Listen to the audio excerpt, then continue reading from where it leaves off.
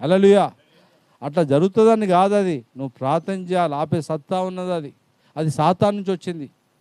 దొంగతనం వస్తే నాశనం తప్ప దేనికి రాడు. పాపం అవుతుందంటే పాపం చేయడానికి దేవుడు అనుమతిస్తున్నట్ట కాదు. పాపాన్ని నువ్వేం చేయాలా? కన్నాలు కట్టాలా, లాకేసేయాలి, బంధించాలా దాన్ని. హల్లెలూయా. రేపు తుఫాన్ రాబోతున్నతో రేపు నాశనం కాబోతుందంటే రేపు బైబుల్ ఉంది అట్లనే జరుగుతుంది అంటావా? నువ్వు ఏం చేయాలా?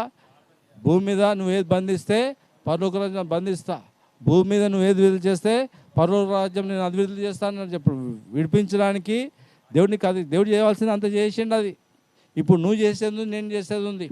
అయితే గ్రహించాలా, మనం గైకొనాలి. అందుకేమనంటే నువ్వు కలవరపడొద్దు, భయపడొద్దు. ఇక్కడ ఏ పరిస్థితులు వచ్చినా మనం ఆయన కొరకు సిద్ధమవుతాం, ఇక్కడ కొరకు కాదు. ఇక్కడ నీకు కావాల్సింది ఇస్తాడు, కానీ దీని కొరకు మనం బ్రతకలేము. దేని కొరకు బ్రతుకుతున్నాము? పరలోక రాజ్యంలో. ఒకరోజు మనకి ఇచ్చిననుకో నిన్నటికి వాళ్ళకి చాలా మార్పులు రావాలి మన జీవితంలో. నిన్నటి ఏ విషయం కొరకైతే భయపడినవో, ఏ విషయం కొరకైతే దేవుని బాధ పెట్టినామో ఈరోజు అది ఉండొద్దు అనమాట.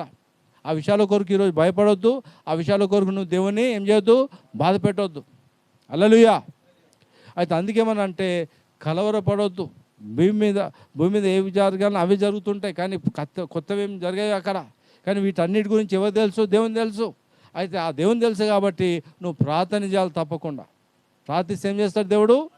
తప్పకుండా సహాయం చేస్తాడు. అయితే కొన్నిసార్లు నేను యేసుని నమ్ముకున్న తర్వాత సిగరెట్ తాగుతున్నట్టు చూపించాడు. అది ఎక్కడి నుంచి వచ్చింది? అది సాతాను నుంచి వచ్చింది. మళ్ళీ దేవుని దగ్గర వచ్చాను. ప్రభు, ఒకవేళ అటువంటి పరిస్థితి వస్తే కూడా నేను సిగరెట్ దగ్గర మాత్రము పోవద్దు. పరిస్థితి చాలామంది సిగరెట్ ఎందుకు తాగుతారు? శాంతి లేక, సమాధానం లేక, దాని నుంచి ఏదో వస్తా అని చెప్పి అనుకుంటారు. కానీ ఇంకా ఎక్కువ టెన్షన్ ఇంకెక్కువైపోతుంది.